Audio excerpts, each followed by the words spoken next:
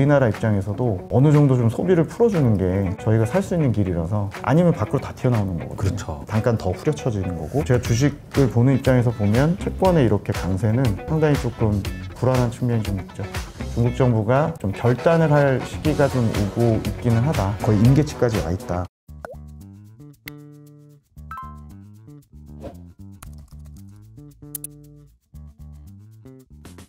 안녕하세요, 이호석입니다. 오늘은 김경환 연구원님 모셨습니다. 안녕하세요. 안녕하십니까. 네, 오랜만에 뵙네요. 네, 오랜만에 네, 뵙습니다. 잘 지내셨죠? 중국에 최근에 다녀오셨다고 해가지고 네.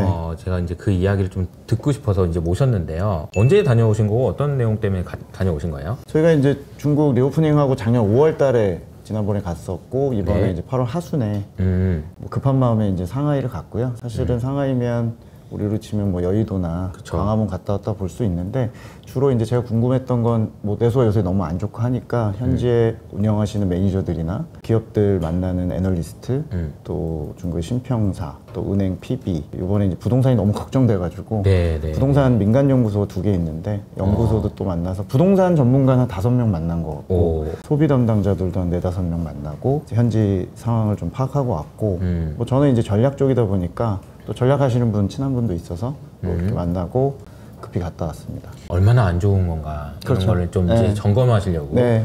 이게 사실은 이제 좋은 걸 찾으러 갈 때보다 이제 안 좋은데 얼마나 안 좋나 이런 걸 찾으러 갈 때 마음가짐도 좀 다를 것 같고, 그죠? 그렇죠. 그러니까 지금 현재로 보면 경기가 하반기 들어 다시 또 떨어지고 있고, 이게 지금 뭐 국내 매니저들 분들이나 투자자들은 이미 좀 포기 상태에 이를 정도로 거의 3년 동안 이게 계속 반복되는 패턴이다 보니까 마지노선이라는 게 혹시 지켜질 수 있을지, 그리고 우리가 여기서 더 보수적인 전략을 취해서 이럴 경우에는 뭐 꼭 미국을 보시고 국내를 보시고 이렇게 하실 때 전혀 뭐 관련이 없다고 생각할 수도 있겠지만, 중국의 어떤 전략의 변화나 상황이 더 악화되는 것도 좀 체크가 필요하니까 그런 것들 좀 많이 듣고 왔다고 보시면 될 것 같습니다. 제목이 나쁜 경제, 착한 증시, 그리고 산업에 대해서는 무서운이라는 이제 수식어를 붙이셨는데, 이거 하나하나 이야기하면 딱 좋을 것 같아요. 경제가 나쁜데 왜 그런 건지, 이게 이제 언제까지 그런 건지. 네. 그러니까 사실 경제 같은 경우는 저도 담당한 지 오래됐지만, 제가 본 일에 가장 극심한 디플레이션에 시달리는 거는 다들 아실 것 같고요. 중국이 아시겠지만 최근 한 4, 5년 동안의 전략이 수출과 제조업, 생산을 좀 중시하고, 의도는 하진 않았겠지만 소비를 좀 경시하는 쪽으로 가다 보니까 결국에 공급 과잉은 제조업 쪽에서 심해지고 수요는 계속 약한 구간이 이어지는데, 본질을 좀 보셔야 되는 게 사실 중국에서 제일 예전에 플렉스하고 뭔가 금리 상관없이 돈 빌리고 뭔가 가장 확장을 했던 쪽이 부동산 쪽이나 그쪽의 디벨로퍼, 그리고 지방정부, 또 국영기업, 이쪽이 이제 굉장히 확장을 가져갔었는데, 최근에 이제 이쪽이 완전히 무너지던 상황이 되다 보니까 투자 수익률이 전반적으로 전 사회적으로 떨어지는 문제가 생겼고, 이제 가게나 기업의 상황도 투자거리를 좀 못 찾는 그런 상황에서 결국에 소수 제조업들만 계속 활성화되고 있고, 그 안에서 이제 계속 가격 경쟁과 수요가 악화되는 악순환이 계속 벌어지는 상황이 좀 이어지는 것 같습니다. 그래서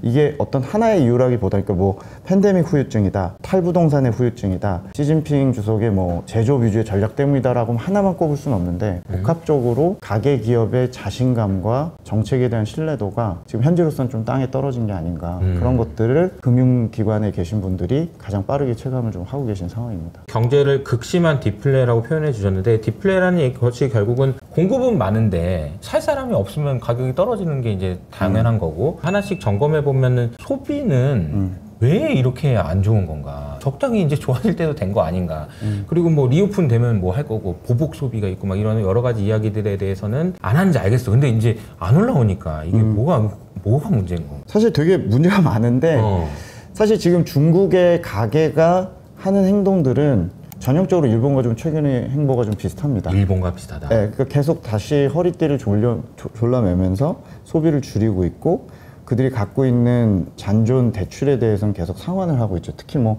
제일 많은 건 주택담보대출이겠죠. 부동산에서 센티가 깨졌고 소비 심리가 안 좋은 상황인데, 이건 다 표면적으로 제가 알고 있는 거고, 구조적으로 보면 중국이 지난 20년 동안 취했던 방식이 내수는 부동산을 이제 기반으로 했고, 밖으로는 당연히 수출을 이제 집중을 했는데, 최근 5, 6년 동안의 전략이 계속 수출 제조업 쪽에 이제 공급 쪽에 이제 좀 많이 쏠리다 보니까 소비가 같이 좋아지는 게 아니라 한계에 좀 봉착을 하면서 내부적으로 이제 소비 심리나 이런 것들이 여러 가지 계기를 통해서 깨지고 있는 상황인 것 같아요. 그래서 최근 3년만 놓고 말씀드리면 가장 큰 거는 우리가 알고 있는 중국의 상해나 북경 같은 동부 연안 도시들이 주택 쪽에 노출도가 많았고 주택 가격이 고점 대비해서 한 30-40%가 박살이 나니까 여기서 오는 역자산 효과가 1차적으로 제일 큰 것 같고요. 그러다 보니까 이제 본인들이 갖고 있는 소비에 대한 원천이 재산이나 이런 쪽에서 이제 가장 많이 이제 줄면서 위축이 된 것 같고, 미국처럼 뭐 이렇게 고용이 고도화돼 있거나 고용 지표가 저희가 파악할 수 있는 길이 많지는 않아서 제일 큰 건 역시 재산성 소득이나 이런 쪽에서 이제 타격이 제일 크다고 보고, 실제로 제가 이번에 갔던 데가 상해잖아요. 네네. 제가 만난 분들이 대부분 화이트 칼라에다가 저보다도 연봉을 많이 받으시는 이런 금융인들인데, 이분들이 극심한 타격을 지금 제일 많이 받고 있는 상황이고, 소위 말해 중산층 이상의 부자들이나 조금 고소득층이 이번 2년 동안의 리오프닝 구간에 가장 극심한 타격에서 소비를 줄이는 요인들이 좀 생긴 것 같습니다. 그래서 심리가 좀 바뀌려면 결국에 부동산 가격이 안정이 되거나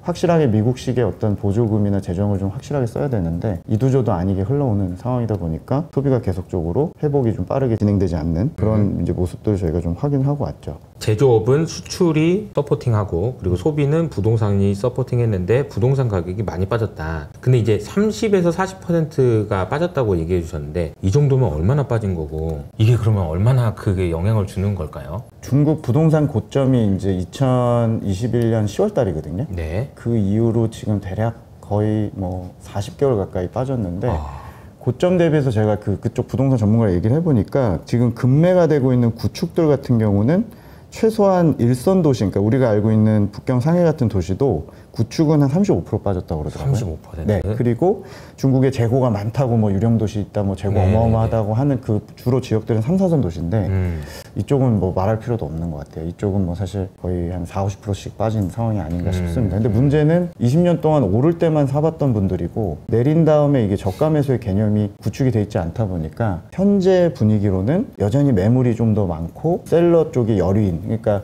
지금 매도자가 좀 더 많은 그런 상황으로 지금 파악이 되고 있는 상황입니다. 그럼 이제 문제가 이제 앞으로 더 싸질 것 같으면 안 사는 거죠. 앞으로 더 싸질 것 같으면 안 사고 오를 것 같으면 않으면 또 안 사는 거고 이게 이제 매수 심리를 만들어지지 못하는 게 이제 문제가 아닌가 싶긴 한데요.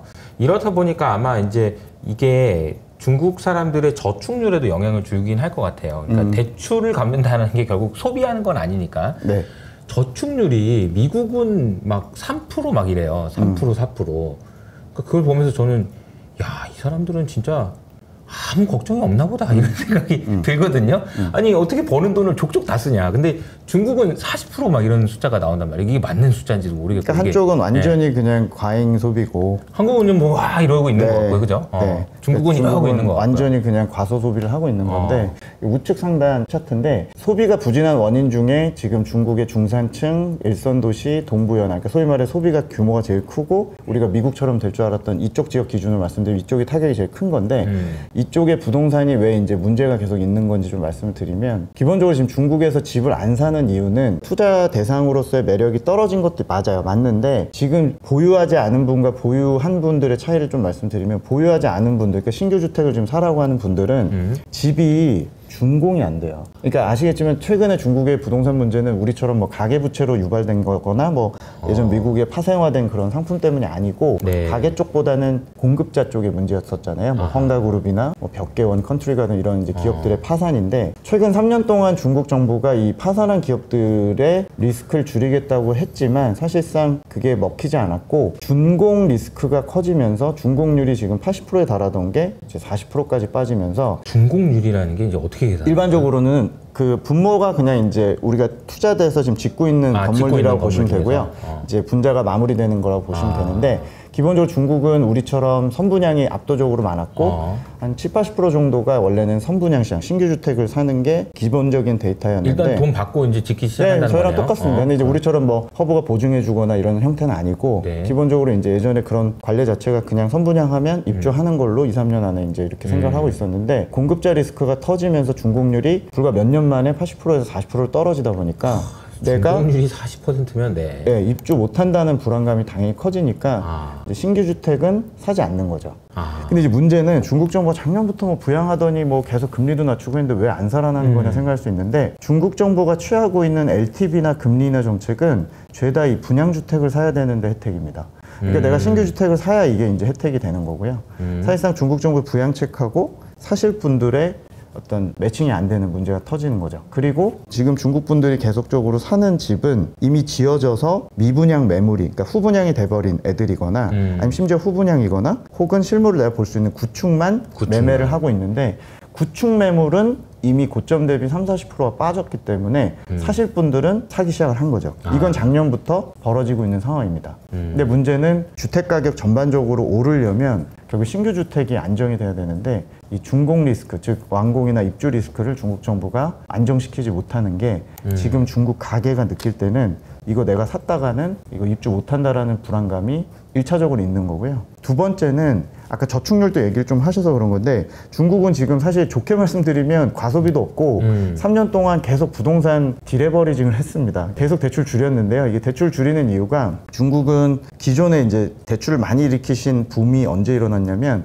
17, 18, 19, 20, 21, 한 5년 정도 주택담보대출이 좀 많이 일어났거든요. 네. 그래서 갖고 계신 보유자들의 경우는 갖고 있는 금리가 대부분 고정금리로 돼 있어서 현재 지금 신규 주택을 했을 때 금리 3% 대비 굉장히 높은 한 4.5% 정도 보유한 금리를 갖고 계시다 보니까 주택시장이 이런 상황이고, 내가 보유한 이제 잔존대출이 금리가 비싸다 보니까 DSR 부담 때문에 대출을 갚아버리는 현상이 발생을 하는 거죠. 그래서 보시는 이 차트는 조기상환 비율 지수라고 그래갖고, 최근에 이제 중국 가계가 2년 동안 열심히 소비 줄이고 지출 줄이고 빨리 이제 고금리 대출을 갚는 현상을 좀 보여드리는 겁니다. 그러니까 보유자도 지금 상태가 안 좋다 보니까 소비를 더 줄이고 있는 상태가 대출 갚는 거에서 드러나는 거죠. 그래서 제가 만난 한 5분의 그 중국 부동산 전문가들은 1차적으로 중국 정부가 해야 될 조치가, 보유자의 경우는 은행과 합의해서 리파이낸싱을 해줘야 된다. 네. 그러니까 기존에 갖고 있는 금리, 그 대출 금리를 과감하게 낮춰줘야 된다.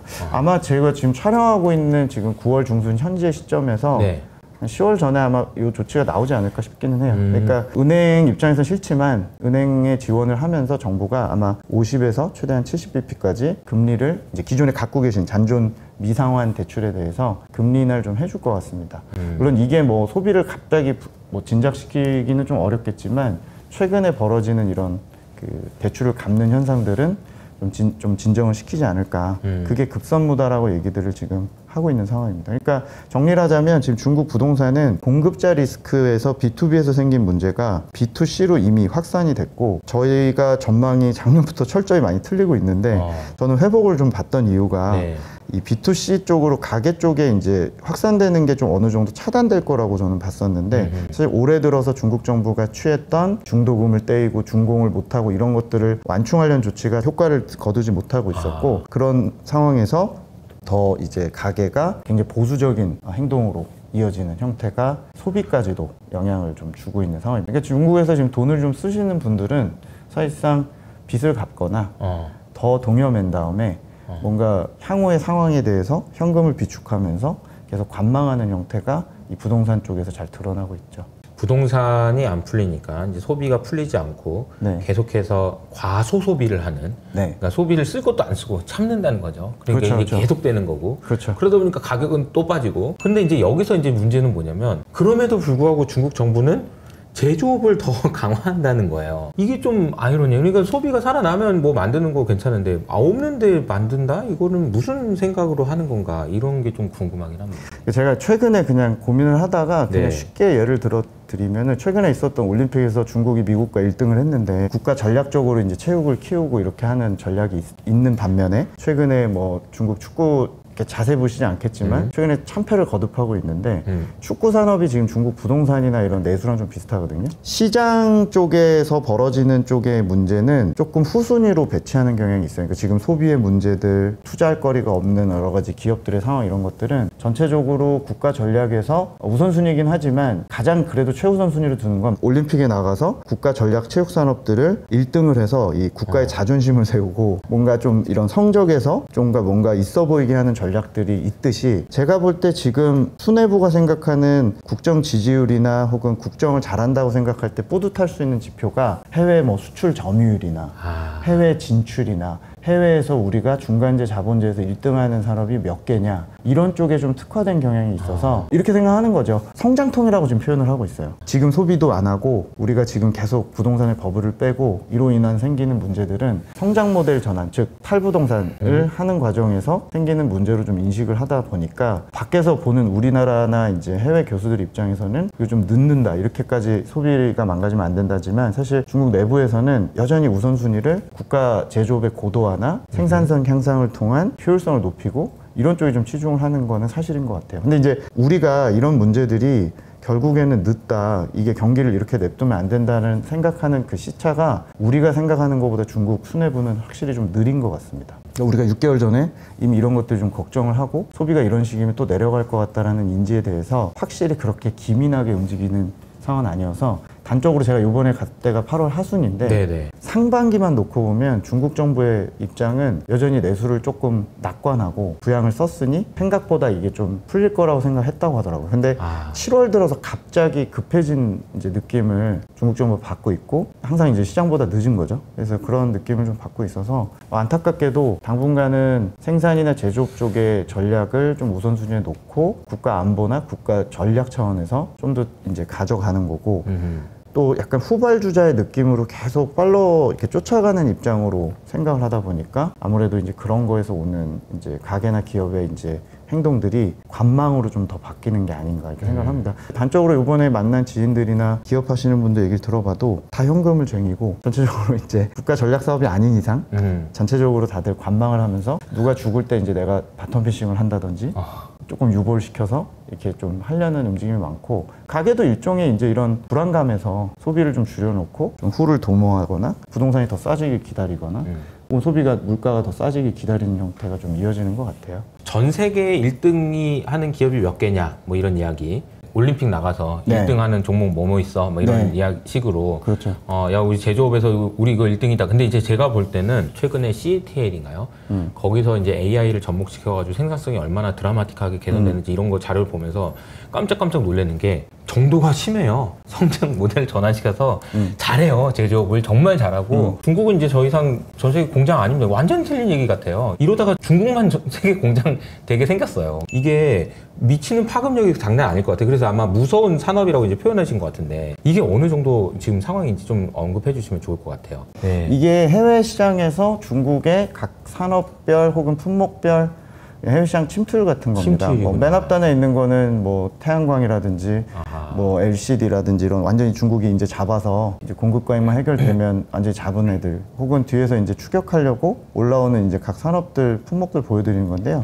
그러니까 제가 볼 때 중국 정부가 딱 뭐 고용은 우선시가 아니야 뭐 그런 건 아니지만 고용이나 해외 수출 점유율이나 본인들의 자급도가 올라가거나 중간재 이런 거 다 같이 놓고 봤을 때는 지금 보시는 이런 차트들을 좀 더 뿌듯해할 것 같고 해외 쪽으로 계속 진출하고 점유율을 가져가는 거에 대해서 국가 차원에서 볼 때는 가장 1순위로 보는 게 이제 문제의 발단이죠. 이제 우리나라나 대만, 독일, 일본 같이 수출 경쟁국 입장에서 보면 완벽히 중국을 틀어막거나 관세로 대응해서 뭐 막는다 한들 기본적으로 비미국 쪽에서의 어떤 시장 열려 있는 부분들이나 이런 걸 봤을 때 그리고 얘네들 전략으로 봤을 때는 상당히 좀 위협적인 상황이라고 좀 보여지고요.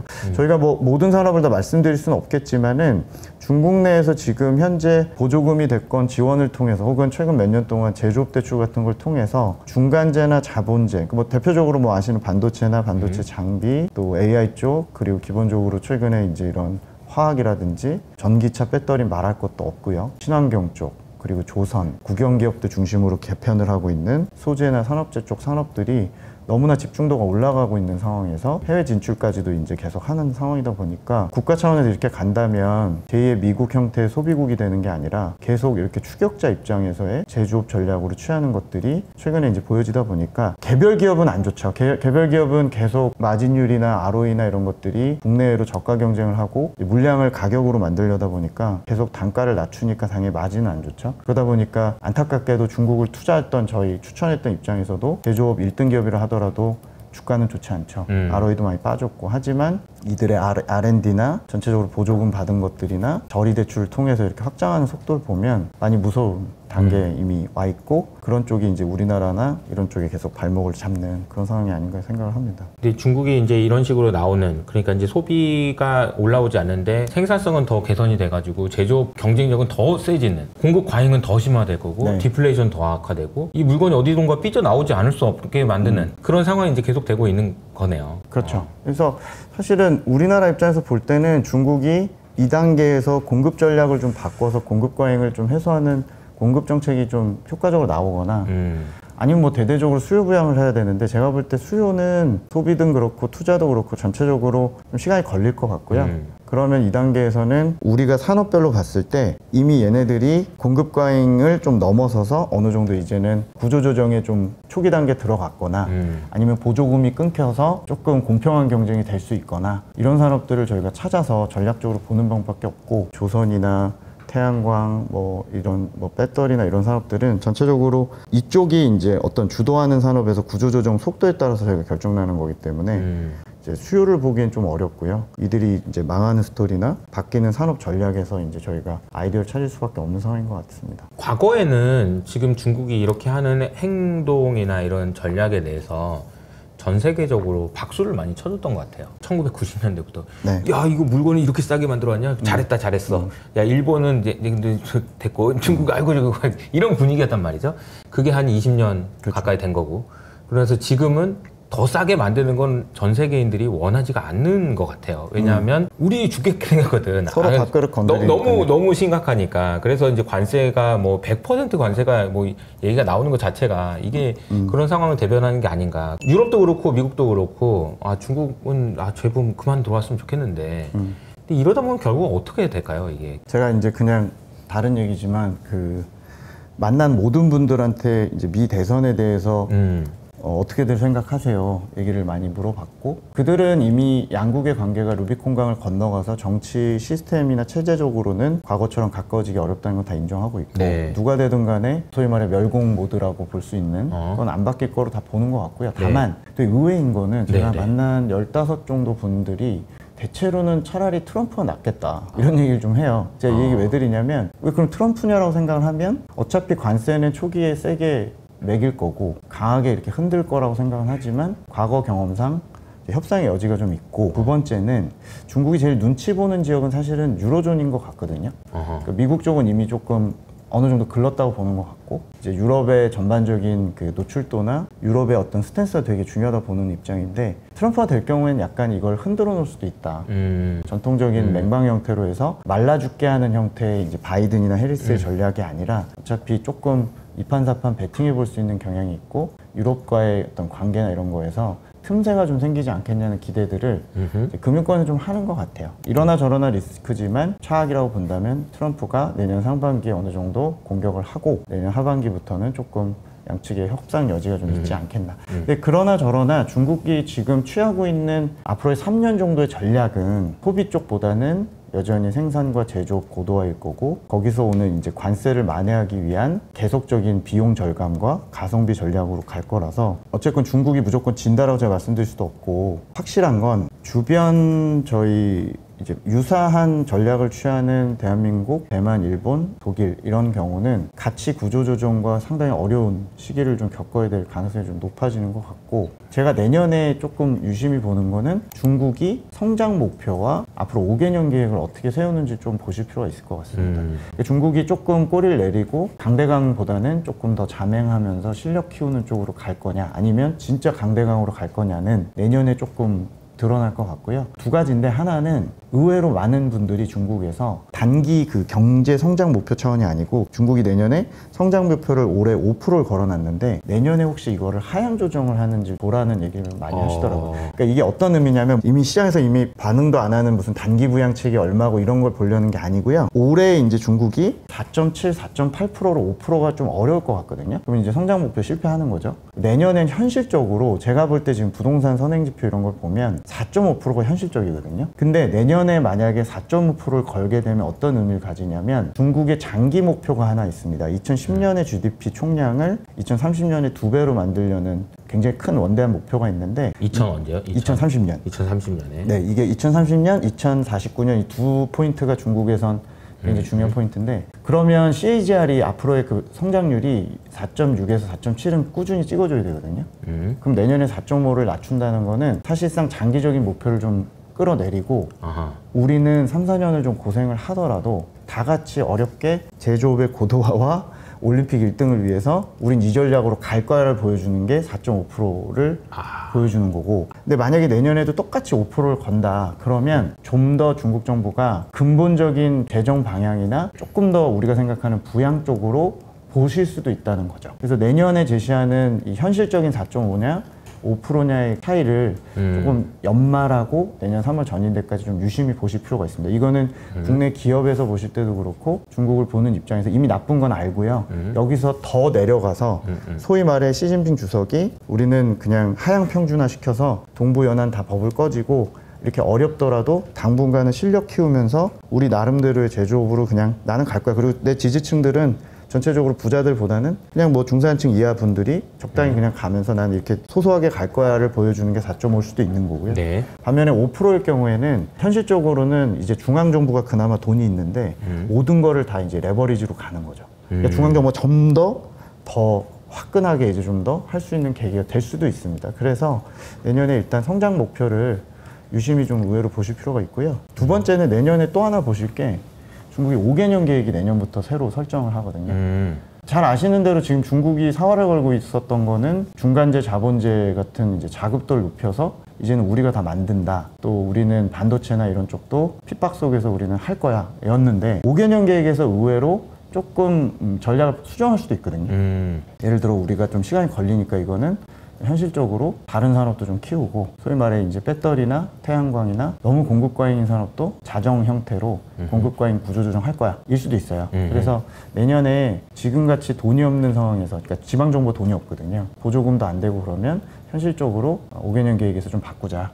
산업 계획을 좀 보시는 것도 국내에서 이제 경쟁하는 산업들 입장에서 보실 때는 의미가 있는 좀 계기가 아닐까 싶습니다. 제가 이 얘기를 좀 비장하게 드린 이유가 네. 지금 중국 채권 금리를 보시면은 최근에 2.04%까지 빠졌습니다. 믿기 네. 어려우신 게 중국이 성장률이 잠깐만 5%라는 채권 금리라는 게 뭔데? 장기 국채 10년물 금리. 국채 10년물 금리가. 네, 중국이 메인이 이제 초장기물은 미국처럼 활성화 안 돼 있고 이제 국채 10년물 금리가 최근에 일본하고 거의 이제 만났죠. 일본하고요. 네. 네. 중국의 금리가 일본하고 만나서 격세지감이네요. 네, 정말. 그러니까 중국이 명목 성장률이 그래도 뭐 4.5%로 발표를 하는데 네. 그러면 2% 넘게 디플레이션 된다는 가정이 들어가는 거예요? 네, 지금 상황에 디플레이터가 마이너스긴 한데 지금 채권이 좀 버블이긴 해요. 제가 이번에 갔을 때도 중국 채권 운영하시는 분도 만났는데 채권은 강세장이니까 좋았겠죠. 좋은데 이쪽도 지금 이쪽대로 곤욕인 게 뭐냐면 돈이 은행권에만 죄다 머물러 있고 지금 이걸 받은 상태에서 이걸 운용할 수 있는 방법이 안전마진이나 이런 것들 추구하기가 쉽지가 않아요. 근데 지금 채권으로만 돈이 다 몰리거든요. 방어적이고 다 채권형 자산에만 올리는데 문제는 일부 과열은 있지만 확실한 건 이렇게까지 금리가 떨어진 이유는 중국 정부가 지금 제시한 전략 자체가 앞으로 좀 더 내수가 떨어질 수 있다. 그리고 물가는 더 낮을 거고 장기 전략에 대해서 확신이 없다 보니까 계속 금리가 빠집니다. 그래서 저희가 장기 금리가 이렇게 빠진다는 거는 어쨌건 좀 더 후폭풍이 남아있을 수 있는 부분이 있기 때문에 제가 채권 장기 금리가 어느 정도 좀 이렇게 안정화되거나 좀 오르는 걸 좀 저는 지켜보고 있는 상태라서 그 정도까지 지금 와 있어요. 그러다 보니까 중국 정부가 좀 결단을 할 시기가 좀 오고 있기는 하다. 추격형 마인드로 계속 이런 식으로 제조업만 자극을 해서 가면 중국 인민들의 좀 특성이 뭐냐면 더 그냥 우리는 그냥 그런갑다 하면서 더 허리 졸라매고 더 이렇게 예전처럼 거꾸로 저축을 하고 이렇게 가거든요. 생존 본능이 있는 거죠. 그죠? 네네. 그걸 또 원래 중국 분들 다 개별적으로 만나보시면 다 근면성실하시고 저축자라고 다 막 그러세요. 어떻게 보면 인민들이 그렇게 지내고 있는데 어떤 전략을 세울지가 굉장히 이제 중요해진 시점인 것 같습니다. 그게 우리나라 입장에서도 어느 정도 좀 소비를 풀어주는 게 저희가 살 수 있는 길이라서 아니면 밖으로 다 튀어나오는 거거든요. 그렇죠. 네네. 단가는 더 후려쳐지는 거고 내년이 굉장히 중요한 그러니까 넘어가는 상황이 거의 임계치까지 와 있다. 사실 저는 그렇게 생각합니다. 그러니까 제가 주식을 보는 입장에서 보면 채권의 이렇게 강세는 그쵸. 상당히 조금 불안한 측면이 좀 있죠. 중국 채권 10년물 금리가 2% 초반이라면 믿으시겠어요? 뭐 이런 이제 이야기를 해보면 그래? 진짜 그 정도야? 라는 생각을 하실 수 있는데 이걸 이제 반대로 중국 정부 입장에 생각해보면 야, 2% 초반인데도 안 빌리냐?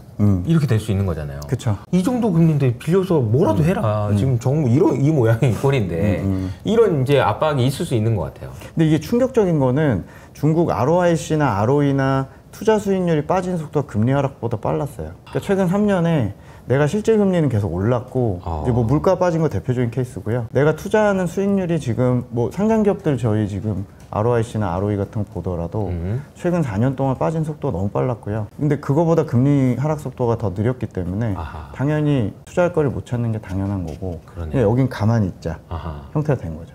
근데 이거를 왜 모르겠냐라고 생각을 하시면 모른다기보다 투자거래를 지금 만드는 과정이라고 중국 수뇌부는 얘기하겠죠.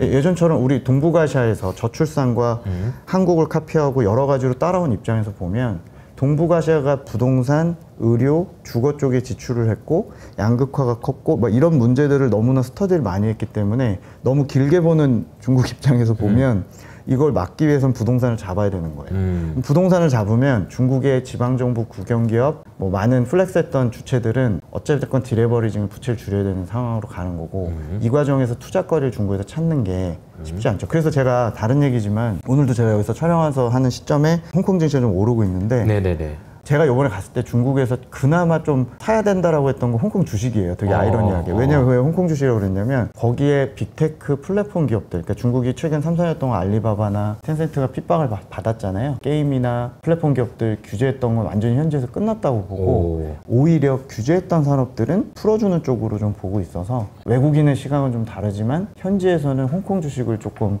블루칩 위주로는 하자 뭐 이런 얘기 좀 저도 듣고는 왔었습니다. 그러니까 그렇군요.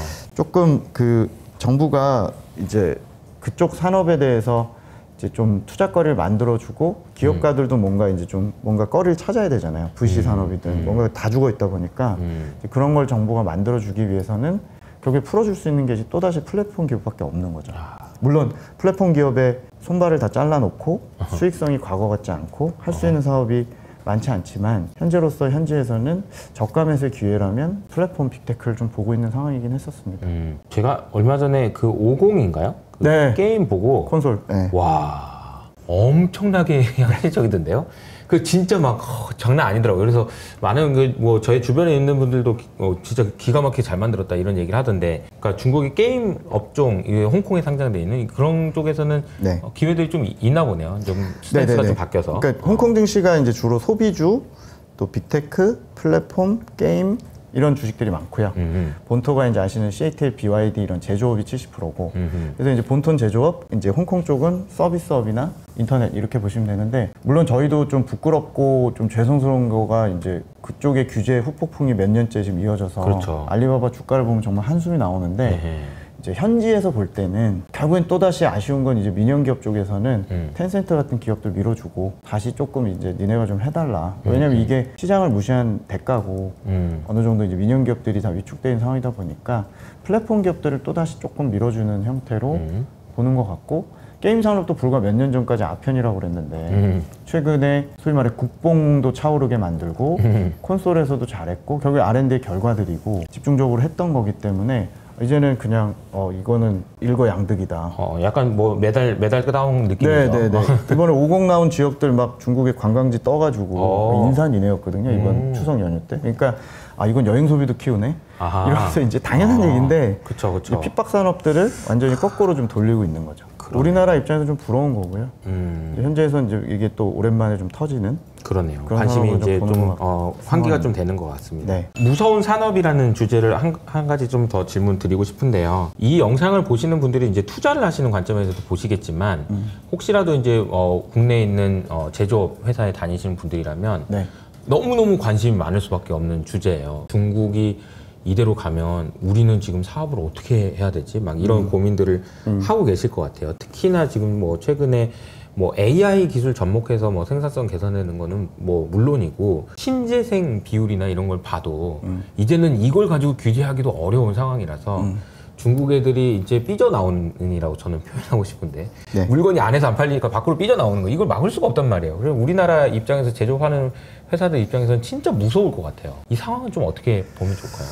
일단 안타깝게도 내년까지 놓고 보면 현재 전략이 드라마틱하게 바뀌지 않는 이상 현재 상대적으로 소비나 투자가 내부에 어려운 상황에서는 밖으로 계속 튀어나오는 건 불가피할 것 같아요. 그러니까 이쪽 중국 기업들의 해외 투자나 미국이 안 된다 그러면 막 멕시코나 동유럽 이런 데 가서 전진 배치하는 형태의 투자들이나 이런 것들은 사활을 걸고 나올 거고 정부가 또 이 부분에 대해서는 밀어주는 상태고 현지에서 볼 때 구조조정 얘기를 저도 많이 듣고 왔지만 친환경 산업이나 저희랑 부딪히는 이런 산업들은 주로 후방이 아니라 전방 산업이다 보니까 구조조정의 좀 모호성 같은 거 얘기를 좀 많이 하더라고요. 그러니까 예를 들면 예전에 저희한테 처음에 위협이 됐던 건 중구장대 쪽의 철강이나 이런 산업들이었잖아요. 그쵸, 예전에. 그쵸. 근데 중국이 16년에 예전에 철강들을 한번 싹 다 밀어버리면서 구조조정을 세게 한 적이 있었는데 에너지나 후방 산업들은 정부 주도로 이렇게 구조조정하기가 편한데 문제는 이제 우리가 지금 경쟁하는 밖으로 삐져나온다고 하시는 산업들은 대체로 이제 전방이나 소비재거나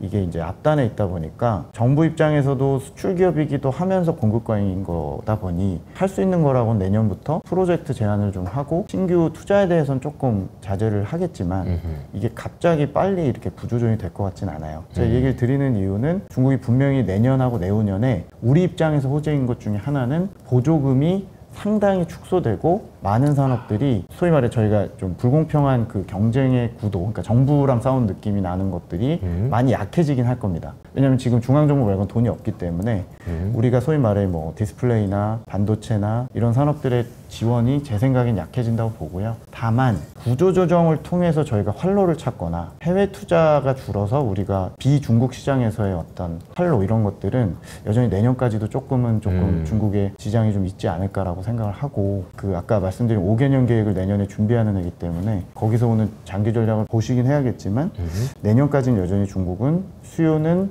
약하고 해외 진출이나 수출 단가 하락은 여전히 좀 더 가시성이 좀 높기 때문에 내년을 조금 많이 보수적으로 좀 보시면서 네. 조금 더 준비를 하는 기간이 돼야 되지 않을까 생각을 좀 하고 있습니다. 국내 기업 사업 계획을 세울 때는 좀 부담스럽겠지만 그 네. 부분을 감안하셔서 세우셔야 네. 되겠다라는 네. 생각이 좀 드네요. 네. 그나마 이제 보조금이 축소되는 산업이 있다면 그래도 좀 숨통이 트일 수 있겠지만 그조차도 사실 뭐 이렇게 단기적인 이슈일 수도 있을 것 같다는 생각도 좀 들고요. 오늘 이야기를 하다 보니까 사실 이제 약간 좀 다운되는 느낌이 좀 있습니다. 중국 이야기를 하다 보면 이거 뭐 좋아지는 얘기보다는 얼마나 안 좋아지느냐에 대한 이제 주제를 가지고 이야기를 하고 있는데요. 그래서 이제 그 연구원님이 쓰신 그 4대 마지노선이라는 네. 이야기가 저는 좀 와닿더라고요. 네. 우리의 고민은 사실 이제 중국이 잘 돼서 이제 투자하는 것도 좋지만 여기서 더 안 좋아진다면 뭐가 무너져서 안 좋아지는지 그거를 체크해 볼 수 있다면 이것도 좀 중요하지 않을까라는 생각이 좀 들어서요. 제가 요거 장표에서 제일 재밌는 거는 일단 제가 마오타이 얘기를 좀 드릴게요. 네. 여기 보시는 이 마오타이 같은 경우는 제가 이제 담당자도 만났고 중국에서 마오타이 도매가를 디램 가격처럼 쳐다보고 있거든요. 오늘도 지금 중국 연합인포 같은 중국의 언론에서는 네. 이 도매가 얘기를 하는데 일단 중국 그 마오타이의 경우는 시가총액 1위였었고 올해 이제 은행주에게 뒤집혀가지고 시총 2위를 내주긴 했는데 요새 주가가 많이 폭락을 좀 하고 있죠. 마오타이가 가지는 의미는 우리나라 입장에서 삼성전자 같은 대형주 편입을 많이 하는 주식이기도 하지만 마오타이가 보여주는 게 결국에 중국 가계의 그 고가 소비나 역자선 효과 같은 것들을 잘 보여주는 지표입니다. 그래서 최근에 중국의 이 마오타이 도매 가격이 좀 폭락을 좀 하고 있고 네. 현지에서 들은 이 마지노선 얘기가 제일 재밌었는데 마오타이 같은 경우는 CEO가 되게 합리적이고 유명한 분이고 되게 잘하는 분인데 이분이 우리 마오타이의 적정 가격은 월 가처분 소득에서 한 2병 정도 살 수 있는 가격이 된다. 그래서 그걸 역산을 하면 대충 한 2,300위안 정도가 나온대요. 이건 2,300위안? 네, 현지 애널리스트한테 들은 겁니다. 이게 얼마 정도 돼요? 이게 이제 우리 돈으로 한 40만 원? 한 병에? 네, 한 병에. 이게 이제 이렇게 보관 수요거나 골동품처럼 이렇게 이제 여러 개 쟁이는 형태의 수요도 있고요. 또 소비도 실제 하는데 이 가격이 이제 2,300위안 정도를 마지노선으로 사측은 얘기를 하고 있고 최근 가격은 2,400, 2,500위안 정도 돼요. 거의 다 왔네요. 네네, 밑에까지 떨어졌고 한때 뭐 3,000위안도 원래 됐었고 얼마? 3,000위안 넘었었죠. 음. 뭐 제일 버블일 땐 4,000위안도 됐었고요. 근데 이제 이게 부동산 가격 무너지는 거랑 같이 무너졌거든요. 이게 접대문화 박살나고, 그죠? 접대문화 박살나고 중국에서 돈 많고 로비를 많이 했던 디벨로퍼들 다 신용불량자 되고 그러면서 이제 국영기업들 어려워지고 그러면서 이제 이런 자리들 없어지고 그러니까 이제 접대한다고 이제 한 병에 100만 원 가까이 되는 그 병을 이제 사서 선물로 드리고 막 이런 것들이 확 줄었겠네요. 그렇죠. 정부분들이 돈 못 쓰니까 기업들이 와서 접대를 했는데 이 기업들도 어려워지니까 접대 못 하니까 두 가지가 같이 맞았고 딱 보여주는 지표네. 네네네. 그 대도시에 이제 또 부자들도 많이 안 사시고 근데 이게 사측에서 얘기한 건장 가격은 2,300위안이 하단이고 애널리스트가 얘기하는 거는 2,000위안 정도 언저리 얘기를 했는데 제가 이제 뭐 텔레그램 같은 채널이나 제 자료를 심지어 자료에서도 이걸 앞으로 업데이트를 좀 드릴 건데 이게 무너지는지를 좀 보셔야 될 것 같고요. 이게 이제 가격이 하단을 잡고 좀 안정이 되면 부동산 버블 빼기가 조금 끝단으로 갔구나를 보실 수도 있지만 만약에 연말이나 내년 춘절 때 이렇게 선물 시즌에 또 무너진다. 그러면 상황이 좀 더 악화일로구나.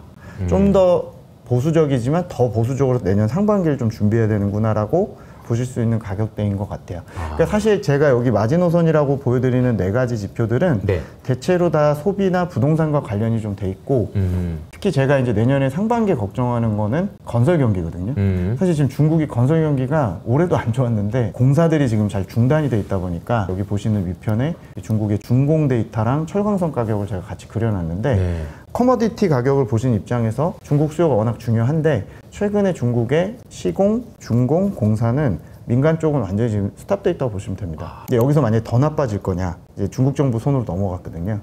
중국 정부가 이제 올해 연말과 내년 상반기에 마지막으로 이제 중공을 좀 안정시킬 거냐 여기서 또 무너지면 이제 아까 마오타이랑 비슷하게 더 보수적으로 저희가 뭐 철강이나 중국의 뭐 운임이나 원자재 가격을 보셔야 되는 거고 뭐 그런 이제 마지노선으로 좀 제시를 해드립니다. 그리고 마오타이는 제 생각에는 2,000위안이 깨질 일은 없을 걸로 보지만 만약에 이게 깨질 경우에는 이제 중국 소비 관련주들 또 국내외로 있는 이런 명품 관련 중국 관련된 노출도 있는 기업들은 되게 보수적으로 보셔야 될 것 같고 특히 뭐 중국의 전기차나 내구재 소비도 저는 이 마오타이가 잘 보여준다고 생각을 해요. 그래서 중국 주가와도 연관가 있지만 마오타이 가격도 좀 제시를 드리고 나머지 2개 그림은 역시 그 가계가 저축률이 너무 높다 보니까 최근에 이제 조기 상환을 계속 하는지도 저희가 보고 있거든요.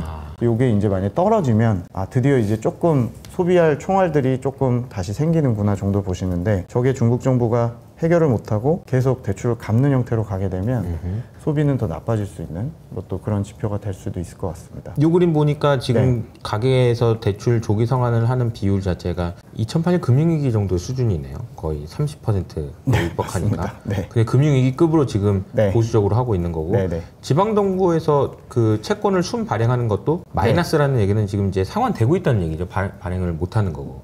중국이 제일 지금 불우하고 어려운 쪽이 지방정부인데 지방정부는 신불자라고 제가 표현을 드리면 지방정부의 식솔인 공사들이 있는데 이 공사들은 금치산자라고 표현까지 드리기는 그렇지만 정말 더 어렵거든요.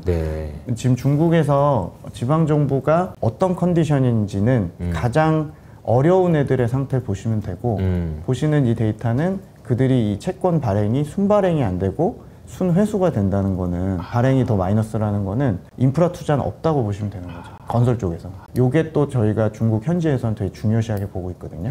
이게 주간 데이터인데 그러니까 여기까지 온 거죠. 그러니까 여기서 더 망가질 거냐를 보려면 이 데이터는 정부의 인프라 투자나 중국의 지방정부 상황을 잘 대변하는 거다라고 보시면 될 것 같습니다.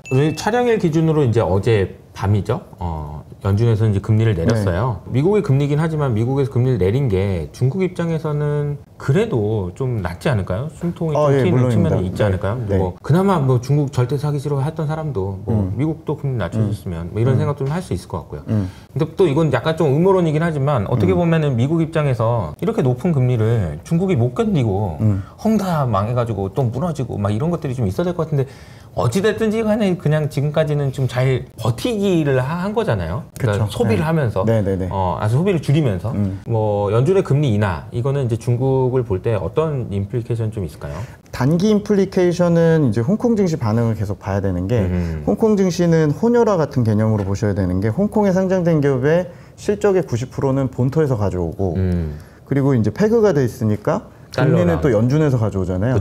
그래서 분자 분모가 지금 적용되는 거나 할인율 계산을 이렇게 약간 혼혈로 제가 표현을 드린 거죠. 그래서 사실은 미국이 긴축을 하고 중국이 저렇게 불황이면 2배로 안 좋은 거고 반대로 미국이 이제 긴축을 끝내거나 완화를 하고 상대적으로 중국 경기가 좋아지면 두 배로 또 좋아지는 게 홍콩인데, 중국 현지에서는 일단 한쪽에 제일 큰 문제였던 미국 긴축이 끝난다는 것 자체는 본토는 모르지만 홍콩에는 일단 좀 안정적이다. 긍정적이다. 네, 그러니까 저희가 홍콩의 상장 기업들의 실적이야 본토에서 봐야 되니까 어차피 뭐 그걸 가지고 ROE가 오르고 실적이 오르는 건 좀 시간이 걸리겠지만 디레이팅의 원인, 즉 밸류에이션이 계속 떨어지게 만들었던 원인 중에 할인율은 네, 할인율 요인이 있고, 그게 어느 정도 이제 좀 상단이 잡히면 혹은 내려가면 홍콩이 좀 좋을 걸로 보는 시각들은 현지에서 갖고 있습니다. 물론 이제 우리는 홍콩을 막 싱가포르랑 비교하고 홍콩을 추억하면서 홍콩의 근본적인 이제 문제들을 제시를 하시지만 5년 동안 또 빠진 입장에서 보면 그 안에 들어있는 소비 플랫폼이 상대적으로는 이제 조금 더 회복을 빨리 할 수 있는 섹터들이라고 보면 이제 본토에서는 홍콩 주식을 많이 사고 있죠. 실제 네네. 제가 자료에도 홍콩 주식을 본토 로컬 기관들은 엄청 공격적으로 지금 사고는 있어요. 그만큼 살 게 없을 수도 있는 것 같고요. 네네. 대안이 그래서 없다. 미국 금리 인하의 반응은 홍콩을 통해 보셔야 되고요.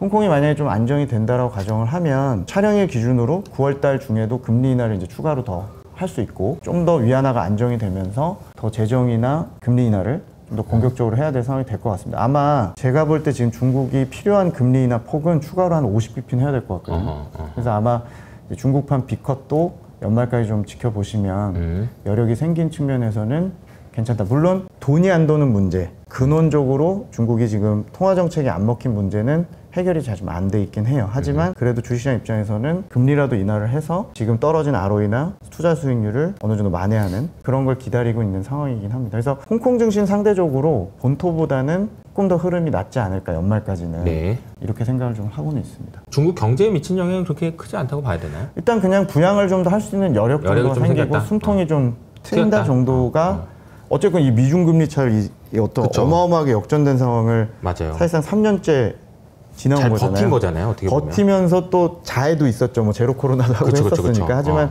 그게 이제 끝나가는 신호이기 때문에 중국을 누구도 지금 좋게 보실 상황은 아니고, 중국 주식에 대해서 그렇게 보시겠지만 중국은 부양할 수 있는 여력은 또 충분히 있을 수 일단은 있다. 생긴다는 게 앞으로 6개월 정도 놓고 봤을 때는 그나마 좀 다행이라고 생각을 합니다. 자, 오늘 그 김경환 파트장님과 함께 중국에 대한 이야기를 했는데, 사실 이제 지금 중국의 상황을 업데이트를 해야 되는 필요성은 무엇보다도 클 때인 것 같아요. 안 좋다고 안 볼 수는 없는 거고, 그리고 언제 좋아질지, 혹은 여기서 더 안 좋아질 수 있다면 무엇 때문에 더 안 좋아질 수 있는지를 점검하는 것이 너무 중요할 것 같은데요.